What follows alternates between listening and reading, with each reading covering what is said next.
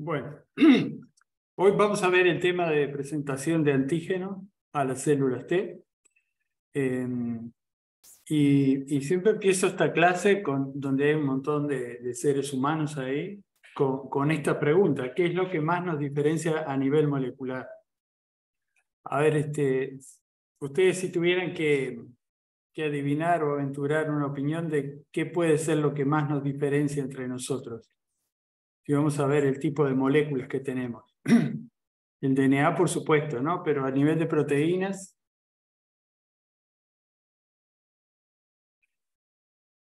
bueno, justamente las proteínas que vamos a ver hoy, que participan en este proceso de presentación de antígeno, son las proteínas que tenemos más diferentes entre nosotros.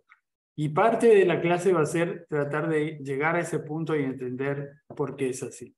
Entonces, lo que vamos a ver en la clase es en qué consiste la presentación de antígenos y para qué sirve. ¿Qué son las moléculas del MHC y cómo generan sus complejos con péptidos? Estas moléculas de MHC son las que les mencionaba recién, que son las que nos diferencian más. Entonces vamos a ver qué son y cómo se unen a sus ligandos, que son los péptidos. ¿Qué importancia tiene la presentación de antígeno para la activación de los linfocitos T? Y esa es una de las funciones principales de la presentación de antígeno, el activar linfocitos T. Después vamos a ver algunos detalles estructurales que hacen que las moléculas del MHC, que son un número restringido, puedan unir varios péptidos. Y también vamos a ver lo que es la poligenia, la codominancia y el polimorfismo asociado a los genes del MHC y cuál es su significado. Bueno, así que vamos a empezar entonces con la clase.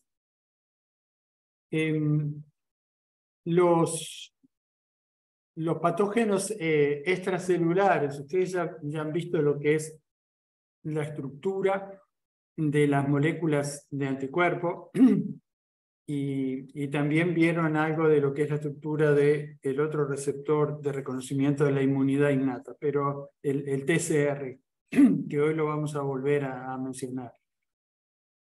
Pero los anticuerpos que son secretados por las células plasmáticas pueden ejercer una serie de funciones que son muy importantes para evitar, por ejemplo, que esta bacteria ingrese a estas células y los va a infectar, o que se adhiera y comience la colonización.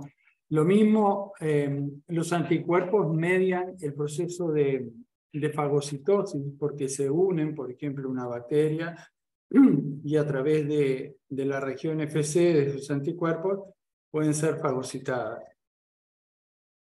También los anticuerpos son fundamentales para que se active el complemento.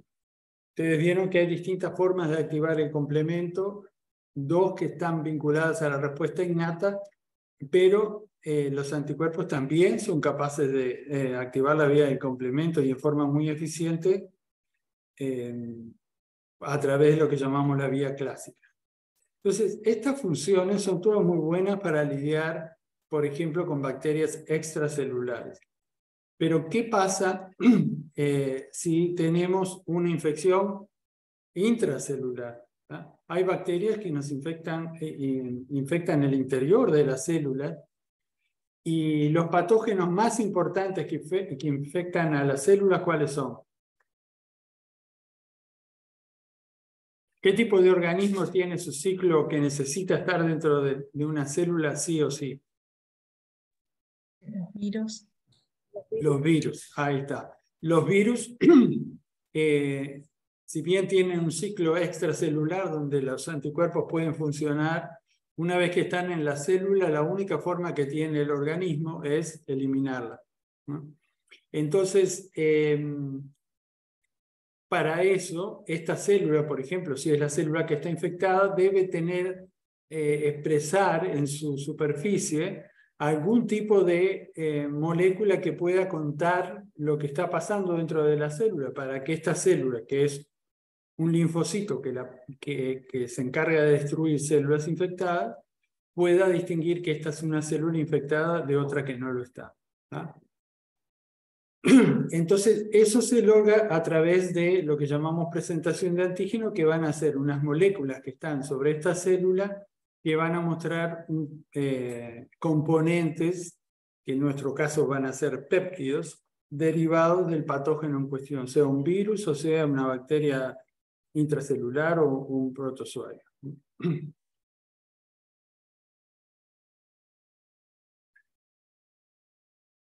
Acá se supone que se tendría que activar un video, pero bueno, igual vamos a ver otro. Entonces, ¿en qué consiste la presentación de antígeno? Como dice acá, la presentación de antígeno es el proceso por el cual las células generan ligandos en su superficie, que sería este complejo que está acá, que son reconocidos por los linfocitos T que promueven así la interacción entre estas dos células. ¿Ah? Eso vale para una célula infectada, pero también tiene otras funciones. Y como vemos acá, entonces, en el caso de una célula infectada va a haber componentes derivados del patógeno en cuestión que se van a formar complejos con estas moléculas especiales que vamos a llamar moléculas del MHC. MHC quiere decir complejo mayor de histocompatibilidad.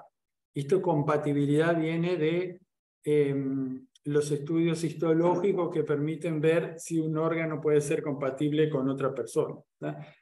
Porque justamente, como les decía hace un ratito, nosotros tenemos estas moléculas, lo que está en azul acá, son muy individuales, o sea, cada ser humano tiene un tipo de molécula que es distinta a la de los demás, y por eso si se va a hacer un trasplante esto es importante, ¿tá? También eso lo vamos a mencionar más específicamente más adelante. Pero entonces básicamente la presentación de antígeno es eso, es cargar péptidos en moléculas propias y mostrarlas en la superficie para que un linfocito T pueda interactuar con esta célula.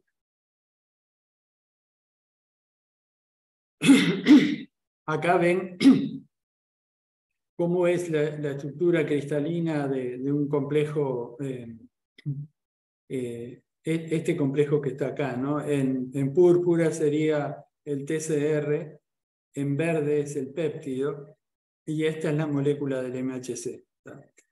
Esta estaría sobre una célula que llamamos célula presentadora, y el TCR obviamente en el linfocito T. Estas moléculas del MHC, como vamos a ver sobre el final de la clase, están codificadas en una región del genoma que es enorme, es el locus, se llama el locus de complejo mayor de histocompatibilidad, que está en el cromosoma 6 y que tiene más de 200 genes vinculados a la inmunidad. Es decir, además de las moléculas del MHC, en ese locus están expresadas, por ejemplo, moléculas del proteasoma, moléculas que tienen que ver con el transporte de péptidos para cargarlos en las propias moléculas, citoquinas, etc. En humanos el MHC se denomina HLA. Esto no sé si alguna vez se lo encontraron, pero alguna vez puede ser que le hayan indicado un test para ver qué tipo de HLA pueden tener, porque como vamos a ver, puede estar vinculado a algunos tipos de enfermedades. Bueno, entonces, ¿de qué sirve que una célula muestre su contenido? Bueno, si acá tenemos, esta es la célula que está mostrando su contenido en este complejo, y este es un linfocito T, y es un linfocito T citotóxico, puede destruir a la célula que está reconociendo. O sea, esto da lugar a la especificidad y esta célula es inducida a la apoptosis porque este linfocito T, a través del reconocimiento específico que vemos acá, fue capaz de inyectarle componentes que le dicen a esa célula que entra en un programa de suicidio, de apoptosis. Esta puede ser una célula infectada o una célula tumoral, que las dos son eliminadas por mecanismos similares. Muy bien. ¿Solo nos sirven entonces para destruir células infectadas? No. El mecanismo de presentación de antígenos, o sea, el mostrar péptidos unidos a la MHC, se usa si la célula está infectada para reclutar linfocitos T citotóxicos, pero también se usa para regular el funcionamiento del sistema inmune. A veces lo que va a hacer esta célula que tenemos acá es dialogar con esta y esta le va a secretar sustancias que va a hacer que el linfocito, por ejemplo, que se active, ¿eh? Si esta fuera una célula dendrítica. O puede hacer que el linfocito, aunque sea un linfocito efector, que cuando llegue al sitio de acción, digamos, ingrese en un programa realmente de efector activándose, sobreactivándose, ¿no? Y bueno, y después vamos a ver también que dependiendo de si la proteína del cual se generan estos péptidos está en el citosol o proviene del exterior, la presentación de antígeno va a ir por caminos distintos, ¿tá? Y va a terminar presentándose de una forma un poquito distinta. Eso lo vamos a ver también en detalle. Bueno, acá vemos el caso de que si el antígeno es extracelular, va a ir por otra vía. Acá convergen en la misma molécula, pero la molécula que viene por esta vía y la que viene por esta son un poco distintas. Y es también distinto el tipo de linfocitos con que interactúan cada uno. Bueno, entonces acá vamos a ver ejemplos más concretos de qué sirve ese contacto mediado a través de la presentación de antígenos. Y acá vemos el caso que ya vimos de un linfocito citotóxico que está destruyendo a una célula infectada. Pero, por ejemplo, si este es un linfocito T efector, interactúa con un macrófago que generó péptidos a partir de acá y los presenta, entonces esta interacción hace que el macrófago se active más y eso puede ayudar a destruir las bacterias que fagocitó, que se están reproduciendo en sus vesículas y que por alguna razón tienen mecanismos de escape que el macrófago no las puede destruir. Acá sería un macrófago en condiciones normales y estos son macrófagos que fueron activados por sustancias como las que puede llegar a secretar un linfocito efector, ¿tá? El otro punto súper importante en el cual participa la presentación de antígeno es en la activación de los linfocitos B. Si este es un linfocito B virgen que no se ha activado y a través de su anticuerpo reconoce este antígeno, supongamos una toxina bacteriana, una vez que lo une con su anticuerpo de superficie, lo internaliza y genera péptidos que van a dar a este MHC y eso puede reclutar un linfocito T efector, en este caso sería un linfocito T folicular, que es capaz de activar al linfocito B, que ahora va a proliferar y luego va a generar, va a secretar anticuerpos. Esas son entonces algunas de las funciones que llevan adelante los linfocitos T cuando a través de la presentación de antígeno interactúan con otras células. ¿Ah?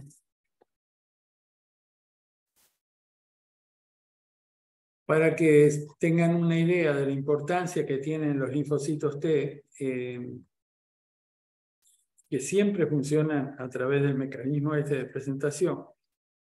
Tenemos acá una un esquema de cómo es la evolución del SIDA, donde vemos la carga viral que tiene un importante aumento al principio, luego hay un control sobre la evolución del virus, y el virus permanece en un estado latente, pero como el virus justamente destruye los linfocitos T, lo destruye mucho en el pico, pero luego se mantiene un equilibrio en el cual la baja carga viral hace que se destruyan pocos y se puede mantener un nivel aceptable, pero luego cuando sigue colonizando el virus, esto empieza a bajar, a bajar, a bajar. Y cuando se pasa de cierto nivel, de que hay demasiados pocos linfocitos T, hay infecciones o incluso tumores que son normalmente controlados por la inmunidad, pero que si ocurre, pero si nos quedamos con pocos linfocitos T, no pueden ser controlados, ¿no? Bueno, eso es como una panorámica de introducción. Ahora vamos a ir viendo los detalles de cómo se da la presentación de antígenos. Bueno, lo primero es que tenemos que aprender, ir aprendiendo de que hay dos tipos de moléculas del MHC. Acá está representada una de ellas, que sería esto que está acá. Este es el TCR de un linfocito T y esto es el péptido, ¿no? Entonces, esta molécula que está absolutamente esquemática, mostrada acá, simboliza, digamos, el MHC de clase 1. El MHC de clase 1 presenta péptidos al TCR y tiene, para que la unión sea eficiente, tiene que darse además esta otra unión. Los linfocitos T hay dos poblaciones grandes importantes, CD8 y CD4. CD8 son estas células capaces de eliminar células infectadas y las que tienen CD8 tienen que el CD8 se une a una parte conservada del MHC de tal forma que en esta unión participan, además de la unión del TCR con su péptido unido al MHC, tiene que darse la unión de CD8 con esta región de la molécula. Y hay otro tipo de moléculas del MHC que tienen otra función, que son estas que están acá, que es la molécula de MHC de clase 2. Esta está formada por una cadena asociada a la beta-microglobulina, y estas son dos cadenas, alfa y beta, que también cargan un péptido que puede ser reconocido por el TCR. Y este es un linfocito T CD4 positivo, y a través de CD4 reconoce una región conservada en la cadena beta del MHC de clase 2. Y por las dudas que no lo tengan claro, sepan que los linfocitos T, cuando salen del timo, que es el sitio donde se producen, van a ser CD8 positivos o CD4 positivos, pero nunca tienen ambos correceptores, ¿tá? Van a ser o CD8 o CD4 positivos. Por lo tanto, los que son CD4 solo van a interactuar con el MHC de clase 2 y los que son CD8 positivos solo con el MHC de clase 1. ¿Tá? Y vamos a ver que eso es importante porque ordena la cancha, porque los péptidos vinculados a ciertas infecciones se cargan en el MHC de clase 1 y otros se cargan en el MHC de clase 2.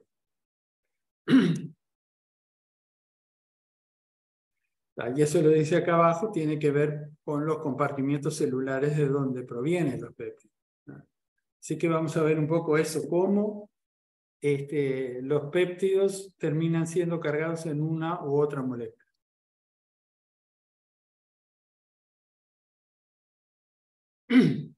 Bueno, acá tenemos un esquema de una célula donde podemos reconocer un espacio extracelular,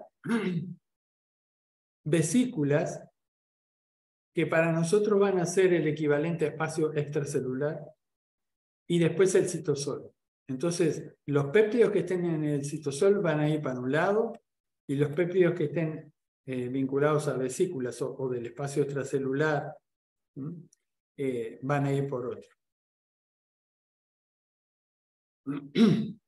Entonces, si empezamos a ver el MHC de clase 1, acá van a terminar cargándose los péptidos que están en el citosol, lo cual tiene mucho sentido porque estos interactúan con los linfocitos T citotóxicos y entonces esta sería una célula infectada que hay que destruir y los tipos de patógenos comunes que van a dar lugar a esas situaciones, como ustedes dijeron, los virus, pero hay bacterias también que lo hacen y hay parásitos como este protozoario, ¿no? Toxoplasma gondii, que se desarrollan en el citosol.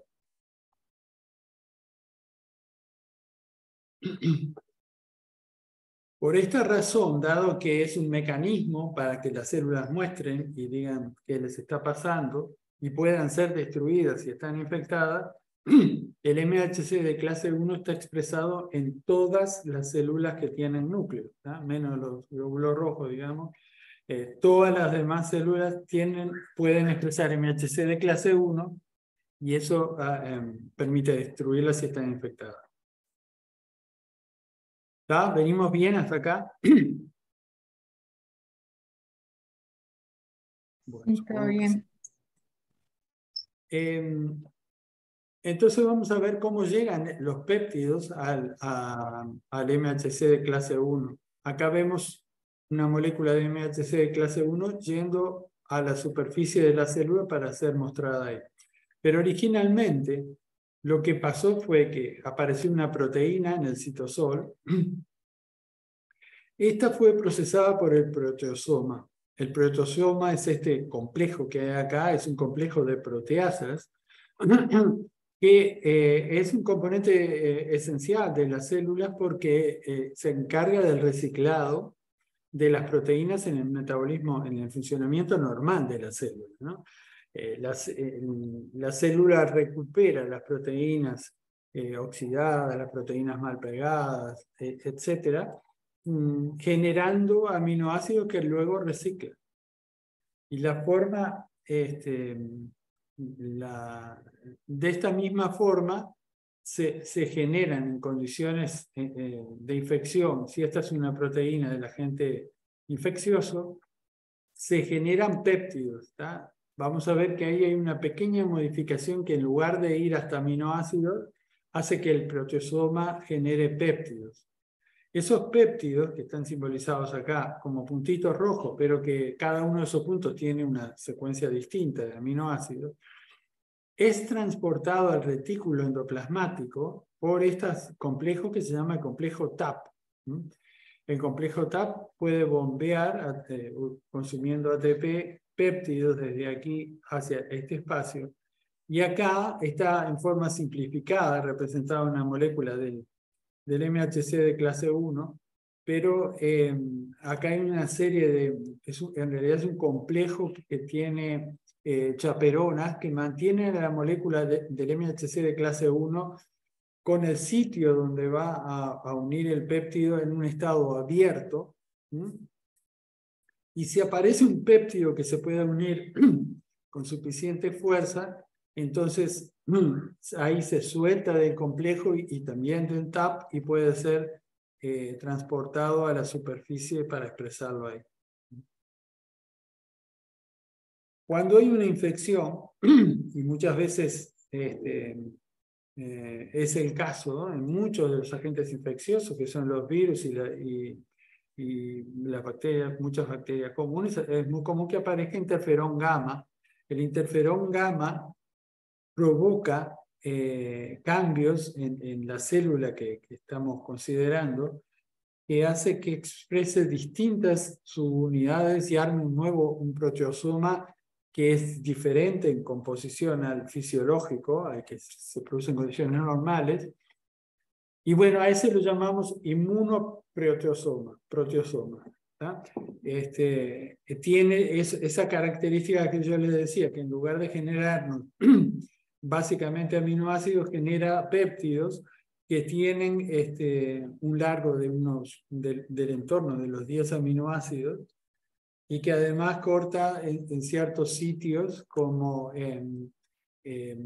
péptidos que tienen el C-terminal, ya sea después el C-terminal quedaría siendo básico o sería hidrofóbico. Y eso es bueno porque en estas moléculas calzan muy bien ese tipo de péptidos. El interferón gamma también influye en la expresión del TAP, aumenta la cantidad de moléculas transportadoras y en la vía por la cual las moléculas son expresadas en la superficie. Acá vemos lo que les mencionaba recién, que en realidad el esquema es bastante más complejo y ustedes ven que acá a lo largo luego de que se sintetiza la molécula de MHC, permanece en este complejo hasta que aparece el péptido y ahí se puede liberar. ¿tá? Incluso hay proteasas dentro del retículo que terminan como de recortar los péptidos para que tengan el largo adecuado y colaborar en este proceso. Como se imaginan y como pasa en en los sistemas biológicos, hay un grado de complejidad mucho más alto de que nosotros nos vamos a meter. Pero la idea que ustedes tienen que quedarse es esta, que lo más importante es que el MHC de clase 1 va a cargar péptidos que provienen del citosol. ¿tá?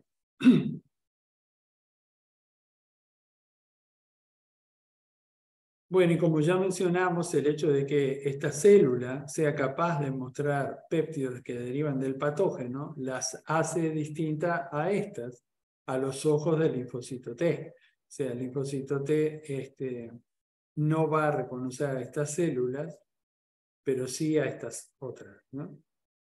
Ven que acá, en estos complejos que están acá, hay un puntito azul dibujado que simboliza que hay, simboliza un péptido, ¿no? Así como el rojo acá es un péptido del patógeno. ¿Estos péptidos de qué origen tendrán? Si estas células no están infectadas, ¿de dónde se generarán esos péptidos? Surgen del citosol de células normales, así que nuestras células, como se muestra acá, están continuamente mostrando componentes propios, péptidos propios derivados del citosol en moléculas del MHC. ¿tá? La pregunta que puede aparecer es, bueno, pero ¿qué pasa si aparece un linfocito que reacciona contra este complejo? ¿tá? Bueno, la idea es que si todo funciona bien, ese linfocito no existe porque se eliminó en el timo, como vamos a ver en unas 3 clases. ¿tá? Esto es un poco lo que dice acá abajo. Bueno, eso es exactamente lo que les comentaba recién.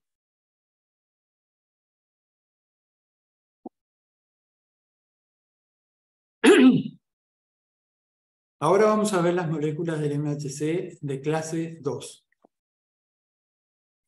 Como dice ahí, estas moléculas del MHC no presentan péptidos que derivan del citosol, sino que lo hacen de péptidos que vienen del espacio extracelular o que se generaron en vesículas. Por ejemplo, si tenemos una infección en la vesícula, que puede ser un fagosoma, un endosoma, si estamos mirando una toxina bacteriana. Bueno, entonces los péptidos derivados de estas proteínas, lo mismo si estas proteínas son fagocitadas, por ejemplo, si es una toxina bacteriana, como decíamos, o la propia bacteria, a partir de ahí se van a destruir acá y se van a generar péptidos que luego van a terminar estando acá en el MHC de clase 2. Y lo mismo pasa con los anticuerpos, en el linfocito B. Cuando los linfocitos B, a través de su anticuerpo, reconocen el antígeno y lo endocitan, entonces se generan péptidos a partir de ese antígeno que terminan yendo al MHC de clase 2. Y acá tenemos nombres de bacterias intravesiculares. Mycobacterias, Leishmania, T. crucis. Leishmania y T. crucis son dos parásitos. Bueno, entonces, ¿cómo terminan los péptidos siendo presentados en el MHC de clase 2? Estaban afuera de la célula o en vesículas endocíticas. Entonces, empecemos viendo que el MHC también se sintetiza en el retículo, al igual que las moléculas del MHC de clase 1. El MHC de clase 2 se sintetiza acá y se sintetiza junto con una cadena que se llama invariante que ocupa el sitio del péptido. ¿Y por qué esto es así? Porque queremos tener tapado, en cierta forma, el sitio donde se pueden unir péptidos, porque estos péptidos que andan por acá se tienen que unir al MHC de clase 1, porque ingresaron por el TAP, o por la razón que sea que están ahí, no importa, tienen que ir al MHC de clase 1. Entonces la molécula de MHC de clase 2 sale con la cadena invariante, como ven acá, y empieza a migrar dentro del citosol de la célula como vesícula. Y luego de una permanencia de 3 o 4 horas, esto comienza a acidificarse y la cadena esta se procesa, digamos, se empieza a generar péptidos y queda el fragmento CLIP, este que está acá, esta puntita. Y bueno, y la vesícula esta que está en camino de migración, si hay un proceso de endocitosis o de fagocitosis, se va a fusionar esta vesícula con esta que venía por acá y entonces acá, a medida que ocurre el proceso de endocitosis, de acidificación y de activación de proteasas que generan a partir de estas proteínas péptidos, esos péptidos empiezan a competir con el CLIP por unirse acá. Y en eso interviene una chaperona, que es esta que está acá, que es también codificada en el locus del MHC, que va a facilitar que esta molécula se abra, libere el CLIP y trate de ver si encuentra un péptido que se acomode en forma conveniente, en forma productiva con su ranura. Entonces, si lo logra hacer, se va a cerrar. Para eso intervienen también otras moléculas chaperonas y luego es exportada a la superficie. De esa forma, entonces, vamos a tener ahora péptidos presentados en la superficie de esta célula y son péptidos que estaban afuera de la célula o se produjeron en vesículas. Bueno, esto ya lo comentamos. La cadena invariante bloquea la carga de péptidos, pero también ayuda a dirigir el complejo hacia el Golgi cuando llega el momento de ser exportada a la superficie. Y también participa, como dijimos, en el correcto plegamiento de la molécula de MHC. Bueno, acá también hay comentarios sobre cosas que pasan cuando se acidifica que favorece la interacción entre el MHC acá que está cerrado con este complejo que lo abre. Y luego también tenemos la acción del interferón gamma, que el interferón gamma, así como en el caso del MHC de clase 1 modificaba el inmunoproteasoma y hacía algunas cosas, acá también favorece la síntesis de las moléculas del MHC que aumentan en gran cantidad en presencia de interferón gamma. Y también de estas chaperonas. Bueno, muy bien. Entonces, cuando hablamos de las moléculas del MHC de clase 1, ¿qué dijimos de dónde estaba ubicada? ¿En qué tipo de células dijimos que estaba el MHC de clase 1?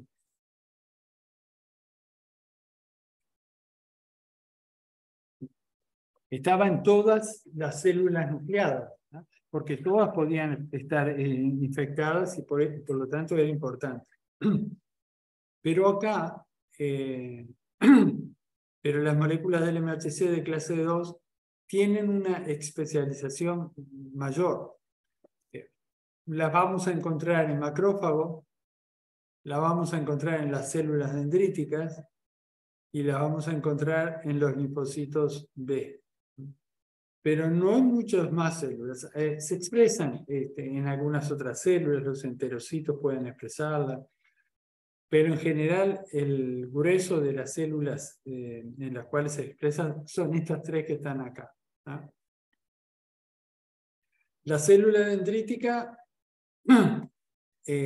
necesita el MHC de clase 2 para activar los linfocitos vírgenes CD4 que luego van a cumplir funciones efectoras, y entre esas funciones efectoras van a ir y activar macrófagos, por ejemplo, o activar linfocitos B. Pero cualquier historia de un linfocito T activándose comienza con las dendríticas, que ahora vamos a ver un poquito. Una cosa que estuvimos comentando hasta ahora es que teníamos dos vías de presentación, ¿no? La presentación del MHC de clase 1 y acabábamos de ver esta, la presentación en clase 2. Y esto está un poco resumido acá. Acá tenemos una proteína que está en el citosol.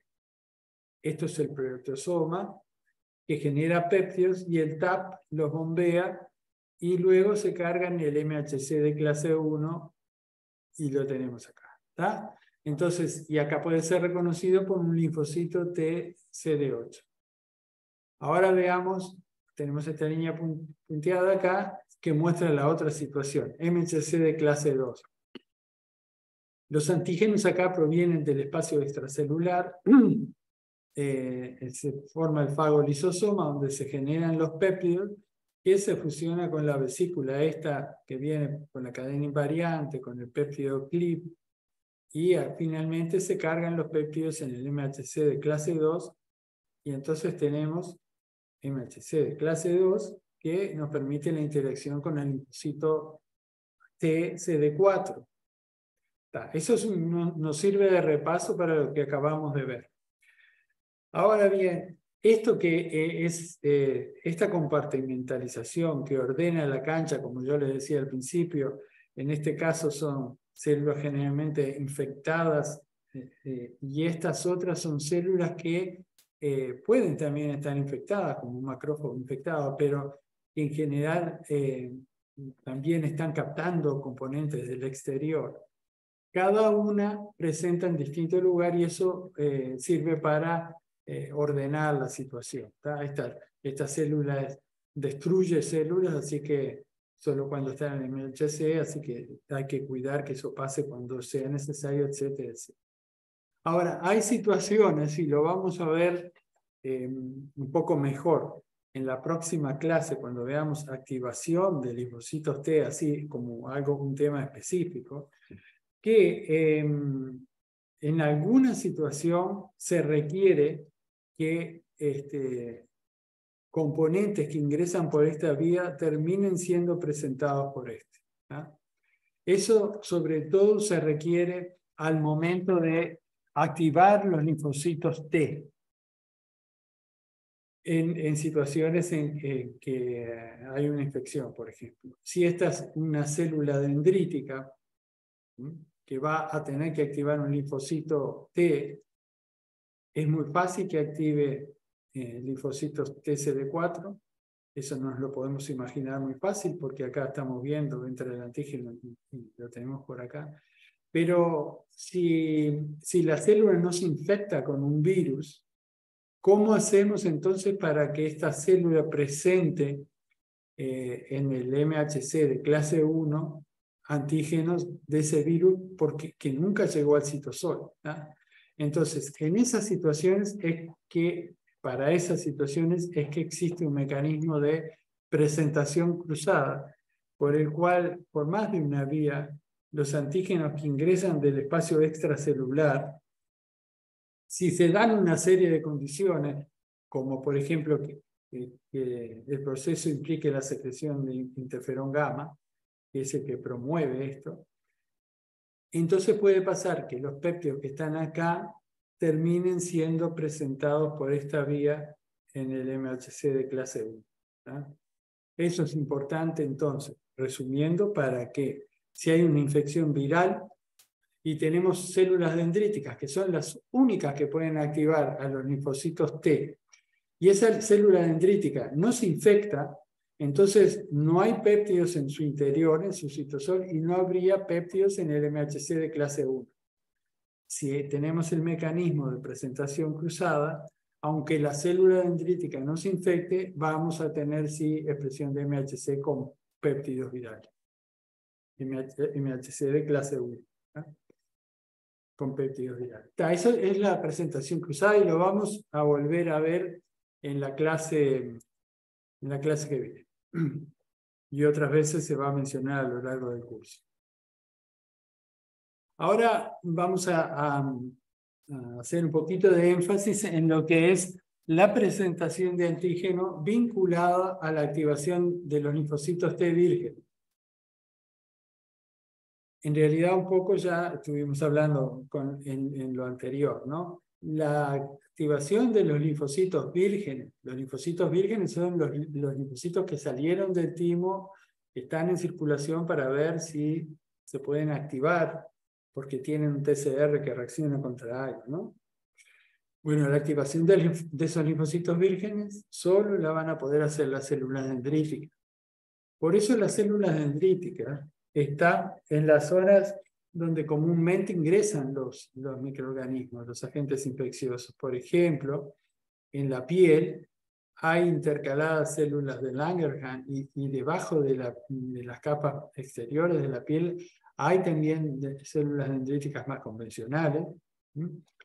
En la mucosa intestinal tenemos células dendríticas que a veces que son capaces de procesar los antígenos que pueden haber ingresado acá, si hay una infección, por ejemplo, y entonces esos antígenos, tanto de la piel como de las mucosas, lo cargan las células dendríticas, y cuando decimos lo cargan, quiere decir que generan péptidos y los exponen en su MHC, ¿tá? Tanto de clase 2 seguramente, y de clase 1 si se infectaron o si hubo presentación cruzada. ¿tá? Bueno, y una vez que lo cargaron, y estas cosas ya se las han contado en el curso, pero está bueno que repitamos algunas cosas. Si esto, una vez que las cargaron, también cambian su fenotipo y ahora tienen tropismo por el ganglio linfático drenante. Entonces van a migrar hacia el ganglio, ¿sí? Y ahí en algún momento se van a poder encontrar con linfocitos T vírgenes que llegaron al ganglio, y si se dan las interacciones adecuadas, se van a terminar activando los linfocitos T. ¿tá? Lo que estamos viendo acá, esquematizado acá, está viendo un contacto que está mediado por los complejos MHC que presenta esta célula. En más detalle lo que tenemos es una célula dendrítica, ¿no? que expresa en el MHC de clase 2 o de clase 1 péptido, y si aparece un linfocito que interactúa acá y pasan algunas cosas, se va a activar y va a haber una expansión clonal de este linfocito, y luego se van a generar linfocitos efectores, o sea, primero se expande, se multiplica, hay muchos, y esos clones luego se van a diferenciar en un fenotipo efector. ¿tá? Efector quiere decir que está preparado para hacer determinadas acciones, como activar macrófagos, activar linfocitos D, activar células locales para que recluten neutrófilos, etcétera, etcétera.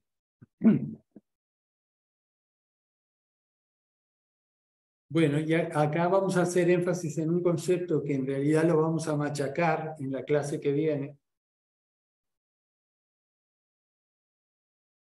que es el de las señales que debe recibir un linfocito virgen para activarse. ¿no?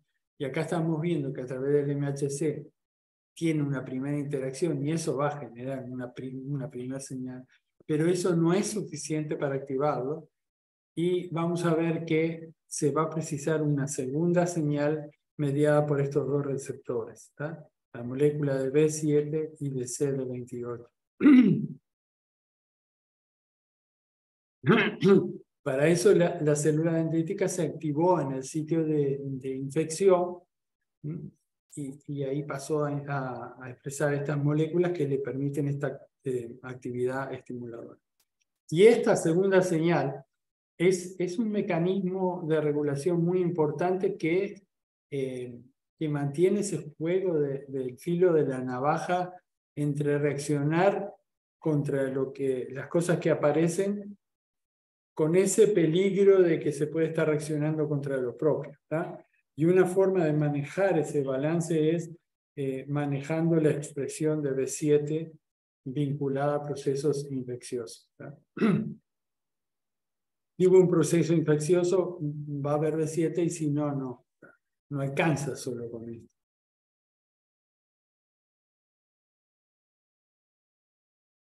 Bueno, luego que los linfocitos efectores se activaron,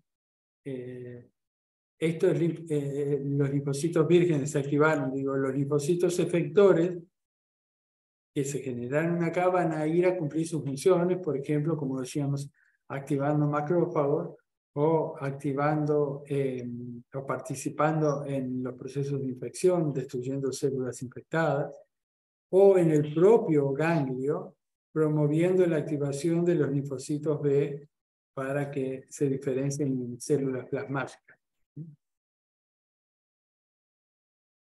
Está muy bien, ese era entonces el poner en contexto la presentación de antígenos, sobre todo en lo que tiene que ver con la activación de los linfocitos vírgenes y un poquito de efectores. Eso que acabamos de ver en 2 o 3 slides es lo que vamos a desarrollar en la clase que viene, ¿tá?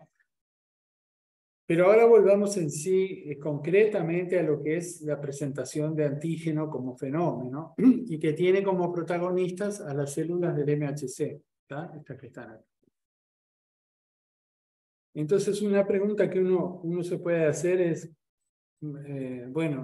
acá me están diciendo que tenemos moléculas en la superficie de las células que pueden presentar péptidos, ¿tá? Pero los péptidos tienen secuencias muy distintas entre sí, dependiendo de qué aminoácidos están. Estamos hablando de péptidos de aproximadamente 10 aminoácidos, y bueno, si yo agarro una proteína y genero péptidos de 10 aminoácidos, van a salir un montón, y van a ser todos distintos en cuanto a secuencias. Bueno, ¿cómo pueden hacer las moléculas de MHC para mostrar esos péptidos? ¿Cómo funcionamos? Tenemos millones de moléculas de MHC en la superficie, todas distintas, y esta puede unir este péptido, esta otro péptido. Eso es lo que vamos a tratar de contestar acá. Y para eso tenemos que entrar un poquito en la estructura de estas moléculas del MHC.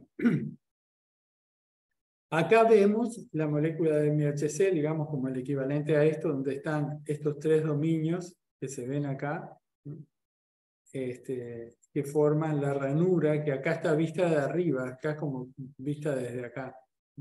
Acá vemos el péptido, que está flanqueado por 2 cadenas alfa sobre un piso de hojas beta, ¿tá? Bueno, y esto, el péptido, por supuesto, acá va a estar haciendo interacciones con los aminoácidos de estas hélices alfas y del piso beta. Y eso es un poco lo que tenemos que ver con algunos detalles. Y acá esto que se supone que es una animación que en un ratito tiene que empezar a funcionar, ahí vemos una molécula que es de MHC de clase 1, como esta que está acá, y la que veíamos recién, donde vemos los dominios que forman rojo, azul y púrpura, son los dominios que forman la cadena alfa de la MHC. Y acá vemos cómo se acomoda el péptido, y lo que aparece en esas bolitas son los átomos de contacto que provienen del MHC, ¿tá? Acá estamos viendo todos los átomos del MHC interactuando con el péptido. Y acá tenemos en la parte de arriba el TCR y abajo el MHC y en verde el péptido. ¿Tá? Ahora en este acercamiento vemos que el TCR, que es lo que está arriba, interactúa con parte del péptido. Ahí están los contactos en amarillo y anaranjado. Y por debajo con el MHC. ¿Tá? Ahora lo que estamos viendo es que además de sacamos las interacciones con el péptido y lo que estamos viendo ahora son las interacciones del TCR con el MHC. ¿Tá? Porque el TCR tiene que interactuar no solo con el péptido que va a estar acá, ¿no? Si este es el péptido, parte del TCR va a interactuar con el péptido, pero el resto de los contactos van a ser con la propia molécula de MHC. ¿No? Y ese es un concepto muy importante porque eso determina cómo los linfocitos T tienen que ser instruidos durante su desarrollo en el timo para poder hacer esto. ¿No? Todos nuestros linfocitos T tienen la capacidad de unirse, no muy fuerte, pero en forma bastante importante con nuestro MHC. ¿Tá? Todo viene el TCR de un linfocito T CD4, se va a poder unir acá, viene otro linfocito CD4, algo va a interactuar con este MHC y así sucesivamente. ¿Tá? ¿Tá? Entonces, tenemos esa estructura de molécula de MHC. Acá vamos a ver el MHC de clase 1 y acá el de clase 2. Su estructura en cuanto a la ranura es muy parecida. Ven dos cadenas alfa y un piso de hojas beta. Esta está formada por dos cadenas y esta es una única cadena con la beta microglobulina.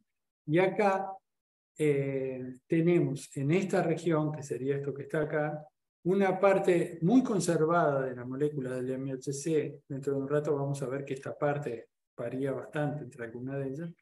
Esta es una región muy conservada, que es a donde se une CD8, ese correceptor de los linfocitos T. Y acá pasa lo mismo. Tenemos una región muy conservada que es donde se une el correceptor de los linfocitos CD4.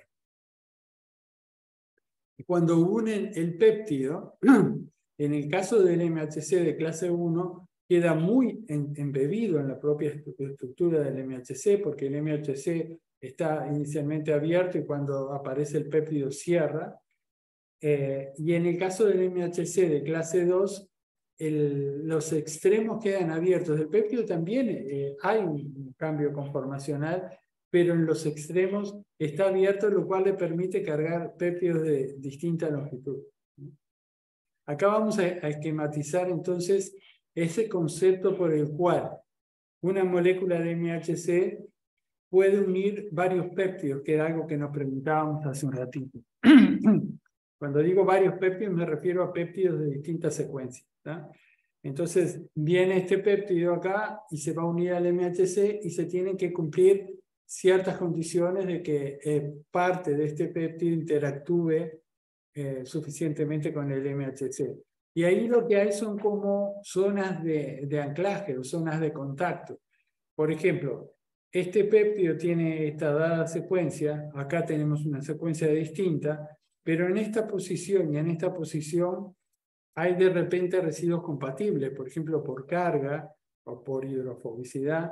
Entonces, este péptido, que es capaz de calzar en estas, digamos, en términos moleculares, en estas regiones, este también lo puede hacer, y esta parte de acá ya capaz que no es tan relevante.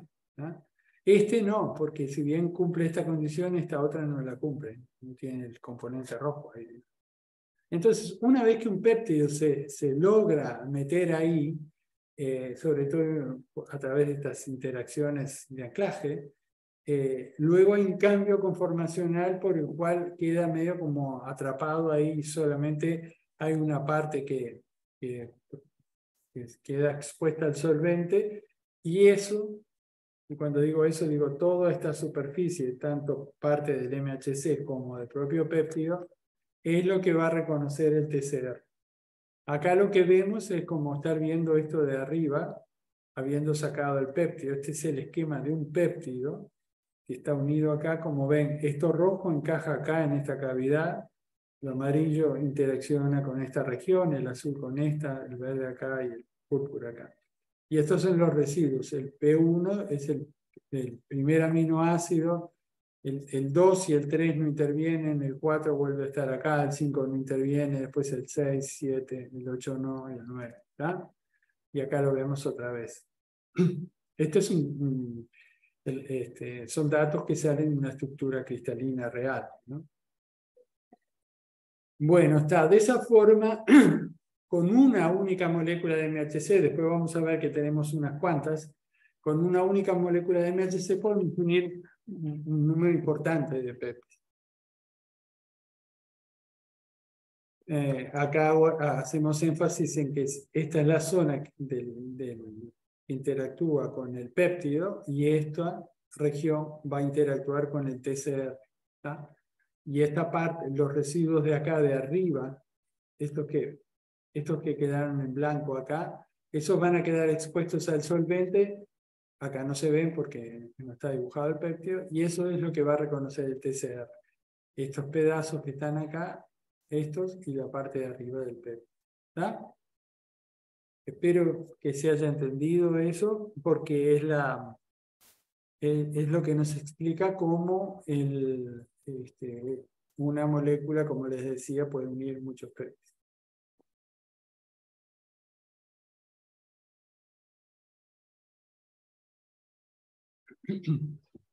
Bueno, acá hay un ejemplo de la vida real también, donde aislaron péptidos de una dada molécula de MHC. ¿Tá? Y acá vemos que estos péptidos, por ejemplo, los tres de arriba, tienen como motivo común este residuo aromático acá, tirosina, sofenilalanina, y leucinas acá, un aminoácido hidrofóbico pequeño. De otra molécula de MHC se aislaron estos que están acá, que justo también tienen residuos hidrofóbicos pequeños y tirosinas acá. Y en el medio cualquier otra secuencia, ¿eh? Ahí hay tolerancia.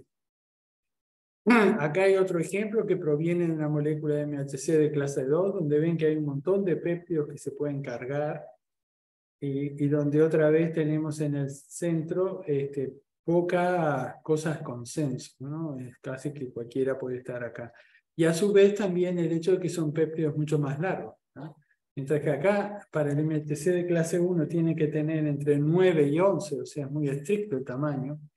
Acá podemos tener distintas longitudes.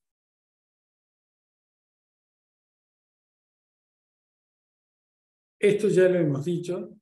Es muy importante que el TCR reaccione en parte con el complejo MHC, como ven acá, y en parte con el péptido, como se ve acá. O sea, si tenemos muy buena interacción con el péptido, pero no con el MHC, no funciona. Y si tenemos buena interacción con el MHC, y eso va buena, quiere decir adecuada, no fuerte, ¿no? Y si tenemos esa interacción significativa acá con el MHC, solo con eso no alcanza. Y de hecho todos los TCRs van a tener esta interacción porque son seleccionados en el timo para que esto ocurra. Bueno, a ver. Nos queda por ver ahora, ya finalizando, cómo es que están, cuántas moléculas de MHC tenemos y cómo está organizado un poco el locus en donde está el MHC. Bueno, y acá tenemos las moléculas del MHC de clase 1. Acuérdense que este es un locus muy grande de 4 kilobases, megabases. de 4 millones de bases. Donde en parte, en esta región que llamamos de clase 2, vamos a ver que va a estar codificado el MHC de clase 2, que como ya dijimos, tiene cadenas alfa y beta. Y acá tenemos 3 alelos funcionales, el DP, el DQ y el DR. El DR tiene 2 variantes en la cadena beta. Y tenemos 3 variantes de la molécula de MHC de clase 1. Que se acuerdan que estas tienen una única cadena, que se llama alfa, cadena alfa C, cadena alfa A, que se combinan con la beta 2 microglobulina. Y bueno, por la razón de que es bueno tener la posibilidad de presentar muchos péptidos, porque de eso depende la sobrevivencia ante las infecciones, es que tenemos 3 alelos distintos para cada uno de ellos. Entonces, por ejemplo, acá tenemos esto simbolizaría lo que está ocurriendo con el MHC de clase 1, ¿no? Supongamos que azul, naranja y verde serían este y este. Entonces vamos a tener 3 de los alelos que vienen los heredamos de la mamá y 3 alelos que los heredamos del papá. Y bueno, eso nos hace tener 6 moléculas distintas de MHC en nuestra superficie, 3 maternas, 3 paternas. Entonces, con esas 6 moléculas tenemos que ser capaces de presentar un gran repertorio de los péptidos que se pueden originar de proteínas, de agentes infecciosos que tenemos en el citosol. Y como ven, no es una, pero tampoco son cientos, son solo 6. Y con esas, y dado esas características que vimos de la molécula del MHC, donde hay cierto anclaje que es fundamental, y eso determina que se puede presentar el péptido, con eso nos alcanza por lo menos para haber llegado hasta acá. ¿Y qué pasa con el MHC de clase 2? O sea, tenemos entonces, a partir de esto que es el MHC de clase 1, BSA, tenemos estas 3 posibilidades. Acá están más o menos los códigos de colores correspondientes a estos que están acá. Ahí está. Pero ¿qué pasa con el MHC de clase 2? Ahí tenemos también 3 alelos maternos y 3 paternos, pero ahí tenemos la posibilidad de combinar cadenas. Entonces, acá vamos a tener, por ejemplo, de este alelo, el DP, puedo tener así, todo formado a partir del materno, o puede combinarse el alfa materno con el beta paterno, o al revés, el alfa paterno con el beta materno, o ser todo un derivado del paterno. ¿Tá? Y eso, como tenemos 3 alelos, nos da lugar a una docena de combinaciones, más o menos. No siempre son combinables los alelos, aunque son de origen paterno y materno. Y en un caso vimos que tenemos 2 variantes beta, eso complica. Pero por eso tenemos aproximadamente acá 12 moléculas distintas del MHC de clase 2. Entonces, con estas 12 y con estas 6 nos tenemos que arreglar para presentar péptidos tanto del citosol como del espacio extracelular. Acá volvemos a insistir en esto, ¿no? En la unión simultánea del péptido y con el MHC. ¿Por qué? Porque cuando estamos viendo en qué se diferencian los alelos, estamos hablando de genes que van a codificar una proteína. ¿Y dónde van a estar esas diferencias de secuencia? Bueno, van a estar mayoritariamente acumuladas, como era de esperar, en el sitio donde se une el péptido. Esto es MHC de clase 1. Y si lo vemos acá, a lo largo de la secuencia de la cadena alfa, esta que está acá, vemos que se acumula en la región más N-terminal, que es la que se pliega formando esto. Estas son las zonas muy variables. Cuando se secuencian MHC de muchas personas, vemos que en estas regiones varía mucho, en estas varía mucho, en estas varía, que son estos puntos que están mostrados acá. Y que como ustedes ven, algunos involucran el contacto con el TCR, probablemente estos, y otros el contacto con el péptido, esto que vemos acá. Y con el MHC de clase 2 pasa a una cuestión muy parecida. Acá solo estamos viendo lo que pasa con la cadena beta, la alfa también tiene polimorfismo. Pero si nos concentramos acá, vamos a ver que las diferencias están en el dominio N-terminal, que es donde está lo que forma la ranura, y las mutaciones aparecen tanto en lo que tiene que ver con la unión del péptido como en esta región.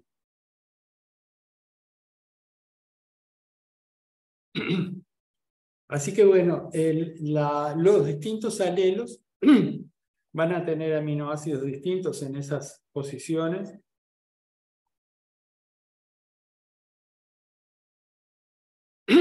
Y eso les va a permitir unirse con algunos péptidos y con otros no.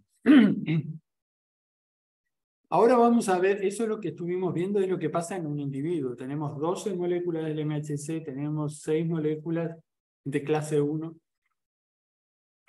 6 moléculas, 12 moléculas de MHC, clase 2, 6 de clase 1. Pero ¿qué pasa a nivel de la población? Y ahí podríamos recordar la imagen primera de esta clase donde teníamos todas esas caras de un montón de personas. ¿En qué se diferencian más esas personas entre sí? En estas proteínas. ¿Tá? Ahí es donde tiene mayor diferencia. Y acá vemos el número de alelos que por ahora han sido encontrados en la población, que hay cerca de 1000 para DP, lo mismo para DQ, 2400 para DR, y en el MHC de clase 1 todavía es un alelo mucho más variable. Los alelos son mucho más variables. Esto determina lo que veíamos recién, o sea, la combinación de esas 6 más 12 moléculas determina contra qué tipo de patógenos nosotros vamos a poder reaccionar. Pero a nivel de la población, la situación va a ser distinta. O sea, María puede reaccionar por sus moléculas de MHC muy bien con muchos péptidos que derivan, por ejemplo, de la salmonela tal subtipo. Pero Juan va a tener un MHC distinto y sí, puede cargar unos cuantos péptidos de salmonela, pero no tantos ni tan bien como lo hace María. ¿tá? Eso va a hacer que María sea menos susceptible a salmonela que Juan. Y ahí, digamos, hay toda una gama. ¿tá? Por lo tanto, eso nos determina la resistencia a las infecciones. Pero el MHC condiciona otras cosas, ¿no? Si bien no evolucionó para esto, tiene que ver con los trasplantes. O sea, cuando tomamos el hígado de Juan y se lo queremos, lo necesita María y se le va a hacer un trasplante a María, los alelos que son distintos entre María y Juan van a ser vistos por María como algo contra lo cual reaccionar. Y así es que eso va a hacer que el injerto sea rechazado. De hecho, el conocimiento necesario para poder hacer trasplantes fue lo que permitió empezar a entender el MHC. O sea, se empezó por ahí. Que no es una función vinculada a la evolución. Los alelos no evolucionaron para que no podamos hacer trasplantes. Los alelos evolucionaron para que haya mucha variedad en la población, de tal forma que si aparece una bacteria para la cual Juan es muy susceptible, y si todos fuéramos Juan, se podría acabar la especie, pero en cambio, si hay María, si hay Elena, lo que sea, vamos a tener variantes que puedan resistir esa bacteria. ¿no? Y además eso quita presión a las bacterias y a los microorganismos, a los virus en particular, para que evolucionen y generen péptidos que no pueden unirse al MHC de una persona en particular. Porque hoy está en Juan y tiene cierta presión, pero luego va a infectar a María y ya le cambió la presión y luego infecta a otro. ¿Se entiende eso? esa es la forma, el camino que siguió la evolución para una molécula que es muy esencial para preservarla de que no aparezca resistencia, ¿no? Y eso es muy importante, como vamos a ver en un ratito. Y, el MHC también está vinculado a enfermedades autoinmunes, ¿tá?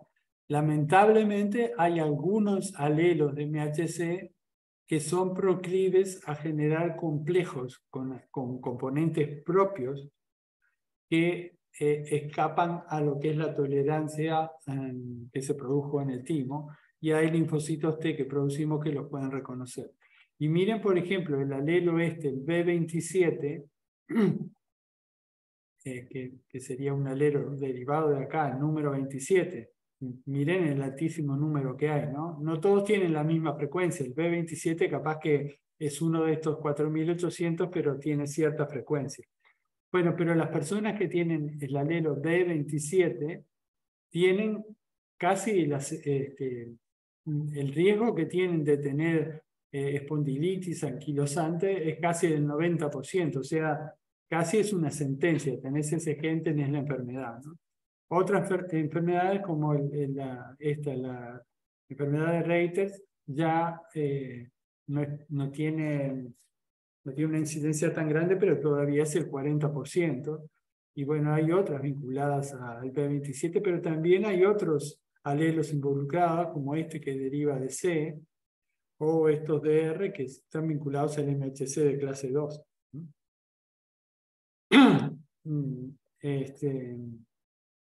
Bueno, está. Entonces, vemos que tiene importancia en lo principal y para lo cual evolucionaron es para esto, para evitar ser susceptibles a las infecciones. También están vinculados a los trasplantes, y ahí los más importantes son el DR, el B y el A. O sea, la compatibilidad a este nivel es lo más importante para el trasplante. Y también están vinculados a las enfermedades autoinmunes. Y acá quiero ponerle algo que es anecdótico, pero nos muestra la fuerza que tiene el tener un MHC muy distinto, ¿ah? Ustedes saben que las poblaciones endogámicas tienen tendencia a ser susceptibles a las infecciones. O sea, si cruzamos dos animales o en comunidades cerradas humanas donde se da la endogamia, empieza a aparecer mayor susceptibilidad a las infecciones.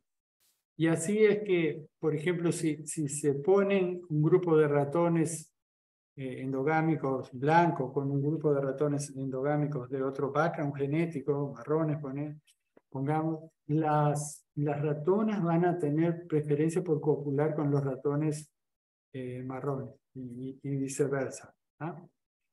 Eso se ha visto en los ratones y se ha visto en muchos animales. Y hay un experimento interesante que se hizo en 1995, el experimento de Wedekind se llama, que se fue repetido otras veces, o sea que tiene asidero porque otra gente lo ha reproducido. Y es que le pedían a los estudiantes que usaran una camiseta varones, ¿no? Usan una camiseta durante 3 días sin bañarse, lo cual no le costaba mucho a los varones, y luego las chicas tenían que oler la camiseta sin saber de quién era, ¿no?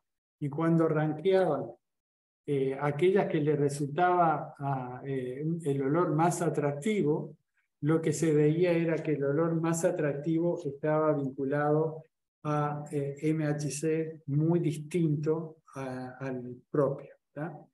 Las chicas encontraban atractivo el aroma vinculado, y eso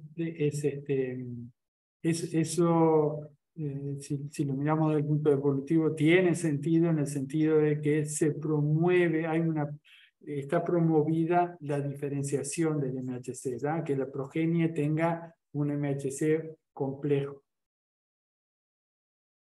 Bueno, finalmente un comentario cortito sobre otra forma de presentación que no es solamente péptidos que presenta el sistema inmune. El sistema inmune también presenta a los linfocitos T lípidos, ¿tá? Que es lo que estamos viendo acá. Entonces, en el cromosoma humano 1, acuérdense que en el 6 estaba el MHC convencional que estuvimos viendo. En el cromosoma 1 hay estas moléculas que son presentadoras, que son las moléculas, bueno, estas que están nombradas acá, ¿no? CD1D, CD1A, CD1B, etc. Y estas moléculas son capaces de presentar lípidos, tienen una estructura sumamente parecida al MHC, la beta-2 microglobulina, una cadena alfa que tiene una hélice alfa y otra flanqueando un piso beta, pero vean que el piso beta acá es muy profundo, ¿tá? Y además la composición de aminoácidos acá es muy hidrofóbica. Y acá entonces se meten las cadenas hidrofóbicas. Acá hay algunos ejemplos de los lípidos que se sabe que se unen. Esta región se une acá y queda expuesta a la región polar, que es lo que puede ser reconocido luego, ¿no?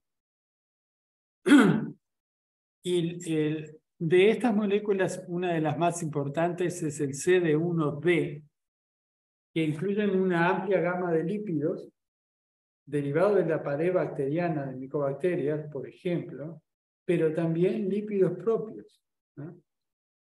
Entonces, ¿cómo puede ser que haya lípidos propios que nos señalicen una situación de peligro? Ahora vamos a ver mínimamente qué es lo que pasa. Entonces, estas moléculas que tenemos acá, que son CD1A, BC, estas presentan lípidos de patógenos, acá no son propios, son más bien de patógenos, y son reconocidos por linfocitos T gamma delta, de los cuales hasta ahora hemos hablado muy poco, y algunos alfa beta también puede ser. Esa es una forma de reconocimiento no convencional y vinculada a lípidos. Pero la que más nos va a interesar es esta, la CD1D, porque hay un tipo de linfocitos T que se llaman NKT, que son capaces de, su TCR es capaz de reconocer las moléculas CD1D, no MHC de clase 1, no MHC de clase 2, este tipo especial de moléculas CD1D. Y estos linfocitos que se generan en el timo, como vamos a ver, tienen un uso de segmentos génicos para formar su TCR que es muy restringido. Por eso se llaman, por su combinación se conoce, es el segmento génico, tanto acá abajo lo tienen anotado, ¿no? El segmento génico B de la cadena alfa número 24 con el J de la cadena alfa número 18 en humanos, y en el ratón es algo parecido, y además y la cadena beta tiene ciertos segmentos génicos particulares, de tal forma que eso forma un reconocimiento casi innato, ¿eh? Está muy orientado hacia cierto reconocimiento, y bueno, y ese reconocimiento es muy importante al inicio de la respuesta, porque estas células NKT tienen un funcionamiento casi innato y se activan muy fácilmente, ¿tá? Mientras que la activación de los linfocitos T convencionales demora una semana, pongamos, esto puede ocurrir en un día o menos, ¿tá? Es una activación muy rápida y hay secreción de interleuquina 4 o de interferón gamma, y eso empuja la respuesta inmune en una u otra dirección, ¿no? Dependiendo. Y les decía que acá se reconocían péptidos propios, lípidos propios, pero esos lípidos propios no son lípidos que se expresan en condiciones normales en la célula, ¿tá? O sea, sí se expresan, pero no están accesibles para ser cargados en esta molécula. Eso ocurre cuando hay, por ejemplo, una infección por una determinada microorganismo, por ejemplo, micobacterias, donde perturban la célula, esta que estamos considerando, y hace que aparezcan, afloren esos péptidos que ahora sí pueden ser presentados acá.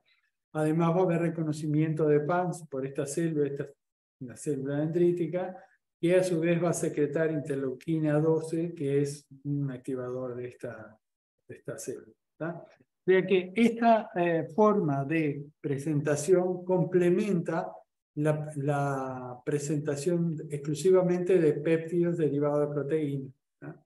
Esta permite ampliar el repertorio a presentar lípidos derivados de patógenos o lípidos propios que son el equivalente a DAMPs. ¿Tá? Son componentes que aparecen en condiciones de peligro o de agresión. Bueno, y finalmente, entonces, resumiendo brevemente algunas de las cosas que vimos en la clase de hoy, vimos que hay moléculas del MHC de dos tipos principales, que son estas que vemos acá. Estas están en todas las células nucleadas y presentan péptidos derivados del citosol. Los péptidos se generan acá, el proteosoma, la proteína se genera acá, el proteosoma genera los péptidos, el TAP los bombea y estos son luego presentados en la superficie. Y las moléculas del MHC están en células de la respuesta inmune principalmente, y dijimos que eran las células dendríticas, los macrófagos y los linfocitos B, y presentan péptidos del espacio extracelular o que se originaron en vesículas. En el reconocimiento del linfocito T de estos complejos, tiene que también unirse CD4 a esta región conservada de la molécula del MHC, y eso permite la activación de linfocitos T vírgenes CD4 o otras funciones como la regulación de la actividad de macrófagos o de células B.